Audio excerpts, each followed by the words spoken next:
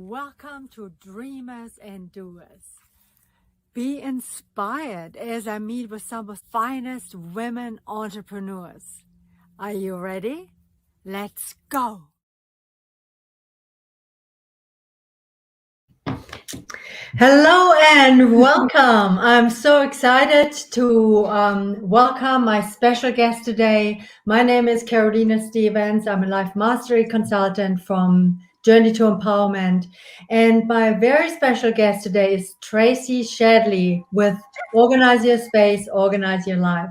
Welcome, Tracey. Thank you so much for having me. I appreciate it. Yeah, I'm so excited that you're here. And so Tracey is the founder and owner of Organize A to Z. And she's been helping people organize their spaces for over 2 decades.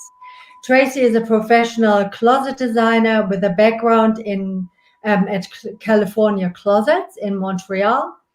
She specializes in creating custom storage solutions for any space, so you can live a more productive, effective, and peaceful lifestyle. So, Tracey, so you are known as the closet maven. So I have been called that. How did your passion for closet design start? Actually, it was a total fluke. I was in the clothing business, and anybody who knows me will just laugh because my favorite clothes are sweatpants. I mean, but I was in the fashion industry, and it's a terrible, terrible industry to be in. And one day I quit because I didn't want to live like that anymore. And I got a job at the showroom at California Closets, and I started doing, selling, organizing inserts and stuff like that and hangers. And then I just got into the design. As the designers would come in, I got more and more curious about what they did. And it took off from there. I ended up training new designers, and I was there for almost 20 years at California Closets. And then I decided I wanted to be here. So that's the only reason I left California Closets. Otherwise, I'd still be there probably to this day. But I wanted to make my life in Sedona. So I just transferred all of my skills over here to create a business of my own. Yeah, it was a journey. Yeah, I would love to hear more of the journey. So you were in Montreal and you were employed, and then your dream was to come to Sedona. And yeah, I had an epiphany that I worked really, really, really hard, and I made a lot of money for other people. And it was 2010, and I said, I need a break. I need to do some soul searching. And I'd never heard of Sedona. And a friend of mine who actually I knew from high school lives in Phoenix. And he said, well, come to Sedona. That's what it's all about. And I have a friend who has a cottage and da-da-da-da. And that friend was Heidi. So who's my best friend now. So I happened to come here, and I stayed at her cottage for Christmas, and I loved it. I loved all the experiences that I had. I came back during the summer, and I loved it again.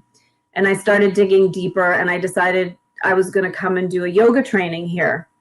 So I came back in 2011, 2011, did a yoga training. I then came back later in that year, did a second yoga training. And at this point in California Closets, they're pissed. They're like, where are you going? Where are you going? And by the time I finished that second yoga training, I decided this is where I wanted to be. And before I went back home, I went to find a lawyer, and I said, how do I get here? What do I do? And I was daunted by the amount of work it was going to take, but I was determined to do it. And it took me 9 months just to get everything together. I needed a business plan. I needed to have space rented, insurance. I needed to have my business built and set up and ready to go if they said, yes, you can have your visa. So it took all of this time, and my lawyer was fantastic. She just kept saying to me, no, it's not good enough. It's not good enough. Go back and do it more. You need more, you need more, you need more. And she even said to me, it's a tiny little business in a tiny little town. Don't get your hopes up. You know, and not to mention the money I was spending to do this. My hopes were up. They were up. And she, you know, she said, don't get your hopes up, and you'll probably get a 2-year visa, and then you'll have to reapply, and, you know, all of that. And I was like, okay. And I had people all along the way that were like, why are you bothering? Like, what you're spending? So it's not going to happen. It's not going to happen. You don't have enough money to bring in. You don't have enough this. You don't have enough that. And I was like, nope, this is what I want to do. This is what I want to do. And I didn't listen to anybody, and I just kept going. And the best part of this whole story is that after being terrified for 9 months and told, here's your interview, you need to know your business backwards and forwards, your financials, everything. You go into the immigration office, they take away no phone, no computer, nothing. You can't bring a thing with you. You sit and you wait. And I was like sweating bullets, terrified. And I got to the desk, and he asked me 3 questions. And the first question was, why Sedona? And I was like, uh-oh, I'm in trouble. Like, what? So I didn't know what else to answer except, have you ever been there? And he said, yes. I said, well, there's your answer. And I didn't have to say anything else. And he liked it. And he asked me 2 other questions, which were minor, and stamp. And I got a 5-year visa and proved everybody wrong. And I had to be ready to leave Montreal in 10 days and come and start my business. And that's what I did. Wow, that's amazing. It was quite a ride. Yeah. Yeah, I mean, that would have been so stressful, all the uncertainty, and then not really having people that believe in you and your dream, right? It was interesting because everybody in Sedona, I had made a lot of friends. Everybody here 100% without a doubt knew it was going to happen. Everybody in Montreal was like, never going to happen, which says a lot. And it says a lot about why I wanted to be here in the first place, and why, you know, people fall in love with the energy and everything here, because it is so positive compared to a lot of places. So I was lucky to have a lot of support. People really, really helped me along the way with a whole bunch of steps that I couldn't have done if I didn't have the support from people here. So, yeah. But if anybody's going to do it, get a lawyer. Don't do it without a lawyer. Well, that's sounds like you had a good one. Good one. Yeah, exactly. And so what qualities inside of you do you think really helped you to ride this wave of that stress and the uncertainty and really follow through on your dream? I'm extremely tenacious. I am extremely stubborn when I have to be. And I'm a believer. I think the things that you want, you really can get. You can create.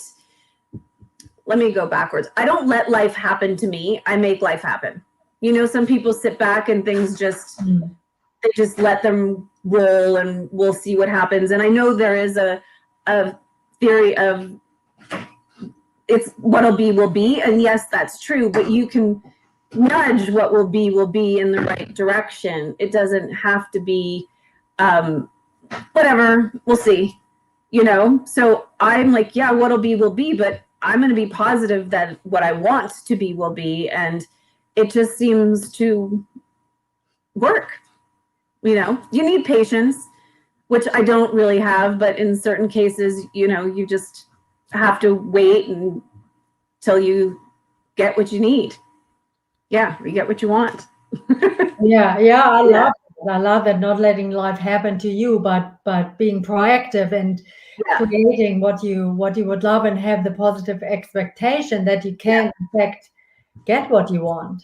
Exactly. As soon as you start being negative and like, oh, it doesn't matter, oh, I can't do anything about that, or oh, nothing's gonna change, you've just cut your feet off. Like, you need to be able to somehow think positive and creative. I'm a problem solver. Mm. And I'm a doer. Like, I like to make things happen. I like to create new things. And this was just on an extreme level for me. Mm. Yeah. Yeah. Yeah. And so then, so you were employed. So then you all of a sudden you are self-employed. You're creating your own business. So what was that journey like? Terrifying. It was terrifying. What a big decision. It took a while, but I really dove into everything that I possibly could to get support and to get my name out there. So as you know, I was a member of NABO, and I ended up being on the board of NABO. I ended up being on the board of the Verde Valley Realtors Association. So I met a lot of people. I cold called designers. I cold called contractors. I just did what I had to do to build it up. And it was scary for a while. Slowly but surely things built and I became known. Luckily, I like to work and I do what I say I'm going to do. And I have a good reputation in town. So that just helps because word of mouth is the best advertising. And so just my work ethic just got me moving and got me just growing. So I'm very grateful. Yeah. Stubborn. Yeah, well, that's awesome. Yeah. Yeah. And so, so who are your clients or your customers? You know, I don't have a typical customer because the smallest closet to the largest closet both need to be redone. The small ones sometimes are the most fun. But the most people, you know, when they're renovating a home or they're buying a new home, those are like no-brainers. The pandemic actually kind of worked in my favor because people were sitting at home just annoyed in general, but they were annoyed with their closet. They were annoyed with their organizing because they got to really live with this stuff day to day. Home offices, people are working from home. People are, you know, cleaning out their garages. They're doing these things because they have time.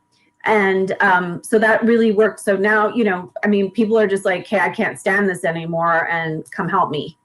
So that's, yeah, there's really no particular type of client. The age, you know, anybody who wants to get organized and can afford a new closet, they're my client. Yeah. Awesome. Yeah. I love that because I appreciate, and it's actually one of the Dream Builder tools is to declutter and have a clear space because we get ourselves into the flow and the energy can flow more efficiently. And also it helps to open the door to abundance. So yeah, it's a powerful thing you're doing. There's nothing better than, and even me, who's my business, I love going through my closet and getting rid of things and giving and finding a home for, you know, either my friends or I donate or whatever. It just feels so good. You feel like a little weight lifted every time you do a decluttering of anything. It's just like, oh, that feels good. I have a little bit less on me. And until you actually do it, you don't realize that that's true. Because it sounds silly, but it really is true when you actually do go through the process. Yeah. And when people put their stuff back in a brand new designed closet, they are automatically decluttering because they're choosing what's going to go back into this piece of beautiful real estate now. Like, am I going to put my jeans that I haven't worn in 6 years and I probably will never fit into again or not, you know? So that type of thing. Yeah. Yeah, I love that. Yeah. And so, Tracey, you've also been involved in community events. In fact, you started a really cool, fun event here in Sedona. Yes, yes. My baby, Can Sedona. Yes. I know that. Yeah. Talk a little bit about it. Well, Heidi, who I mentioned before, and I used to sit and bet on the TV show Chopped, which is a cooking competition on the Food Network. And we were just sitting there and we said, how could we do this with our friends and make it like a fun event and we could all bet and, you know, and we brought it to Mike Reynolds, who owned Hoppy Grape, which is now Vino di Sedona. And we just started having a conversation. Can we do this here? And he said, well, you can't bet. It's illegal, but you can have people donate. So as soon as he said that, like these light bulbs went off and we're like, well, wait a minute, let's do this for charity. So we created an event where it's the same idea with cooking, where they get these baskets of unknown ingredients and they have to cook it. And we got 4 amateur chefs, just random people who love to cook, to come and compete. And they competed for 4 different charities. So the winner of, when people came to buy a ticket, there was a ticket price plus a can of food, which went to the food bank. So they were our sort of umbrella charity. And then their money would go to one of the 4 charities that a chef was cooking for. So every charity got money and the food bank got food. And then there would be one winner, and the winner would get a basket. And we had local restaurant chefs judging, and my husband emceed, and he's a chef as well. So it was really, really fun. And it grew over the years. It went for 5 years. We had 4 rounds and then a finale, a grand finale. And it just became so big that there were really 2 of us doing most of it, and it was too much. So we even went down and solicited Scott Conant, which is a Chopped judge. He opened a restaurant. Yeah, he opened a restaurant in Phoenix, and we put together a beautiful basket for him and brought it down. And then he had these dinners, and I introduced myself and said I was the one from Sedona. He's like, yeah, that was a beautiful basket. And then I've had conversation back and forth. I want to try and get him up here to do something, small. So I'm persistent. Very persistent. I'll be back again, so we'll see. We haven't seen the end of it, probably the end of the way it was, but smaller things will probably come up because it's fun to do. And people around here love to cook. So, yeah. Oh, good. Watch the space. So something along those lines is after COVID, I guess, it's going to pop back up. Yeah, and it was usually outside. The last one was indoors, thank God, because it was on a horrible day. It was pouring rain, but all the other 4 were outdoors and, on grills, and it was really, really fun.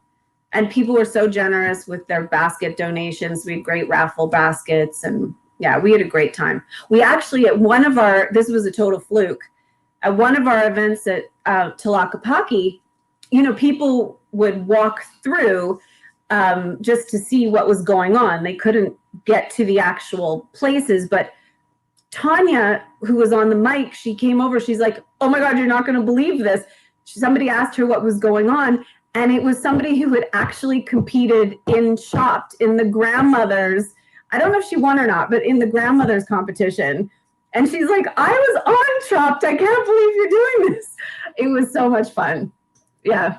Oh, that's fantastic. Well, I hope you can, create something again, especially after COVID. I think the desire to come together as community is going to be skyrocketing. So we were supposed to do something with Red Earth Theater. I did do a little something with them this year, but there was supposed to be dessert tasting involved, and because of COVID, we didn't get to go that far. So that might be the next one, or I've got other things in the back of my brain. Awesome. Yeah. Awesome. Can't wait. Yeah, and thank you. Tracey, if there's some of our viewers and maybe a woman who has a dream but hasn't really acted on it, what is a piece of advice that you would give to somebody like this? Don't listen to anybody else, what they say. That's my biggest piece of advice. If you start listening to the naysayers, you're going to give up.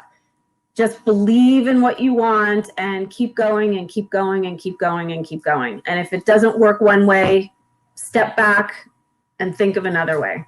There's always a way. Well, that would be my biggest piece of advice.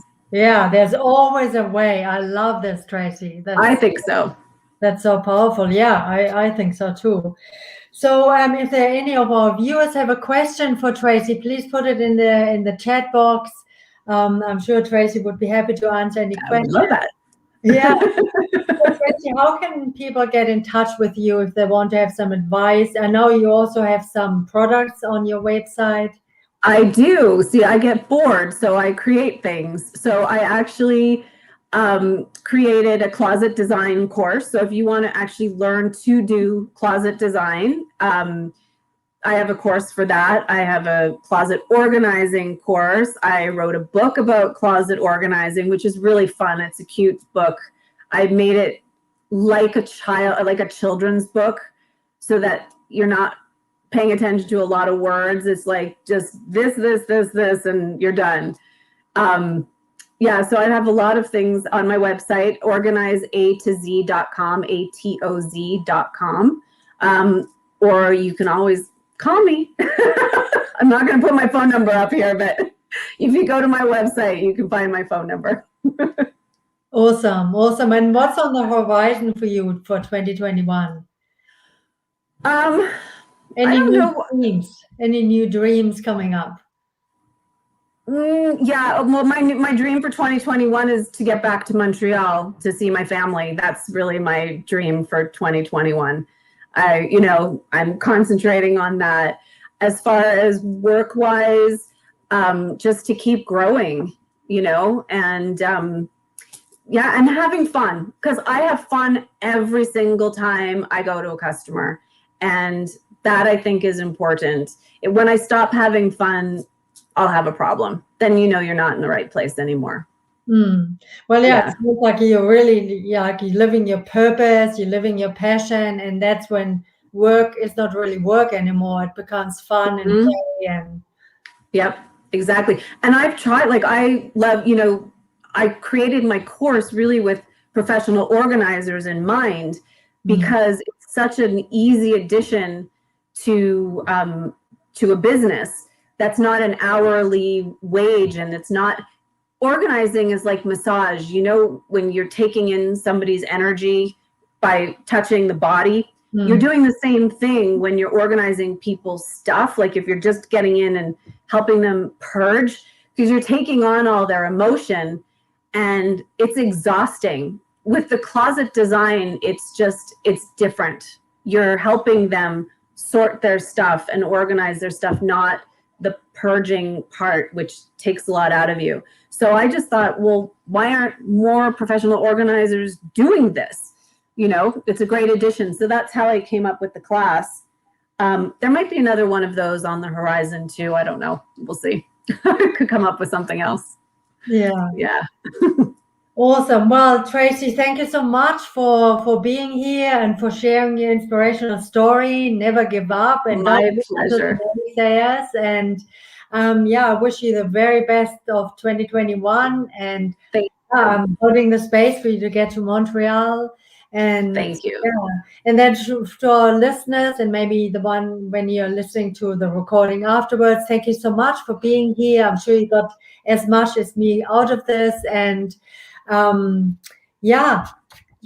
knows, you may have a dream too that's waiting to be born, and go for it. Listen to the nudges and go for it. Yes. So, thank you. Yeah, thank you again so much, and all the best. And we see you next week at same time, same place.